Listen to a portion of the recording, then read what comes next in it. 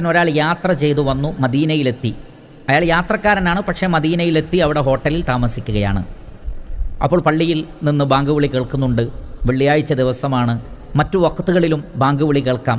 എങ്കിൽ എന്താണ് ചെയ്യേണ്ടത്? അദ്ദേഹം പറയുന്നത്, പല പണ്ഡിതന്മാരും അവരുടെ മശായിഖുകളിൽപ്പെട്ട തന്നെ സൗദി അറേബ്യയിലെ ഗ്രാൻഡ് മുഫ്തിയായ ഷെയ്ഖ് ഇബ്നു ബാസ് റഹ്മത്തുള്ളാഹി അലൈഹി ഉദാഹരണം, അതേപോലെ തന്നെ മുഹമ്മദ് ബിൻ സാലിഹുൽ ഉസൈമീൻ അൽ അല്ലാമ റഹ്മത്തുള്ളാഹി അലൈഹി തുടങ്ങിയ പണ്ഡിതന്മാരൊക്കെ പറയുന്നത്, മൊത്തത്തിലുള്ള തെളിവിൻ്റെ അടിസ്ഥാനത്തിൽ ഒരാൾക്ക് ബാങ്ക് വിളി കേൾക്കുന്നുണ്ട്, അയാളാകട്ടെ വാഹനത്തിലല്ല, ബാങ്ക് വിളി കേൾക്കുന്നുമുണ്ട്, വേറെ രോഗമോ മറ്റു ബുദ്ധിമുട്ടോ ഇല്ല എങ്കിൽ അവർക്ക് വാജിബാണ്, നിർബന്ധമാണ് അവർ ജമാഅത്തിൽ പങ്കെടുക്കണം. പ്രത്യേകിച്ചും ജുമഅയിൽ.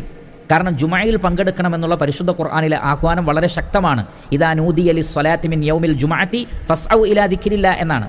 വെള്ളിയാഴ്ച ദിവസം ബാങ്ക് വിളി കേട്ടാൽ നിങ്ങൾ അള്ളാഹുവിൻ്റെ ദിക്റിലേക്ക് ധൃതിപ്പെട്ടു പോകണം. അതേപോലെ തന്നെ നബി സല്ലല്ലാഹു അലൈഹി വസല്ലമയിൽ നിന്ന് സ്ഥിരപ്പെട്ട മൻ സമിഅ അൻ-നിദാഅ ഫലം യഅതി ഫലാ സ്വലാത്ത ലഹു ഇല്ലാ മിൻ ഉദ്ർ. ഒരാൾ ബാങ്ക് കേട്ടിട്ടും പ്രത്യേകിച്ച് കാരണമൊന്നുമില്ലാതെ പള്ളിയിലേക്ക് പോയിട്ടില്ലെങ്കിൽ അയാൾക്ക് നമസ്കാരമില്ല എന്ന ഹദീസ്.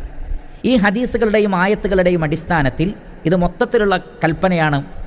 അതുകൊണ്ട് തന്നെ മുസാഫിറാണെങ്കിലും അയാൾ ഒരു സ്ഥലത്ത് ഇറങ്ങിയിട്ടുണ്ടെങ്കിൽ ബാങ്ക് വിളി കേട്ടാൽ പള്ളിയിൽ പോയി ജമാഅത്തിൽ പങ്കെടുക്കൽ വാജിബാണ് എന്ന് പല പണ്ഡിതന്മാരും പറഞ്ഞിരിക്കുന്നു. അപ്രകാരം തന്നെയാണ് ഷെയ്ഖ് സാലിഹുൽ ഫൗസാൻ ഹഫിളഹുല്ലാ അദ്ദേഹവും പറഞ്ഞിട്ടുള്ളത്. എന്നാൽ ഷെയ്ഖ് അവർകൾ പറയുന്നു, വാജിബല്ല എന്നതാണ് ശരിയോട് കൂടുതൽ അടുത്തിട്ടുള്ളത്. കാരണം ഒരാൾ യാത്രക്കാരനാണ്, യാത്ര അവസാനിക്കുന്നത് അയാളുടെ നാട്ടിലേക്ക് തിരിച്ചെത്തുമ്പോൾ മാത്രമാണ്. അതുകൊണ്ട് തന്നെ ഒരു സ്ഥലത്ത് ഇറങ്ങിയാലും ഇസ്ലാം നിശ്ചയിച്ച നിശ്ചിതമായ ദിവസങ്ങളിൽ അയാൾക്ക് യാത്രക്കാരൻ്റെ ഇളവ് എടുക്കാവുന്നതാണ്. അത് നോമ്പ് നോൽക്കുന്ന വിഷയത്തിലാണെങ്കിലും ശരി, നമസ്കരിക്കുന്ന വിഷയത്തിലാണെങ്കിലും ശരി, യാത്രക്കാരനായ ഒരാൾക്ക് എടുക്കാവുന്ന ഇളവുകൾ അതെത്ര ദിവസമാണോ ആ ഇളവുകൾ യാത്രക്കാരന് എടുക്കാവുന്നതാണ്.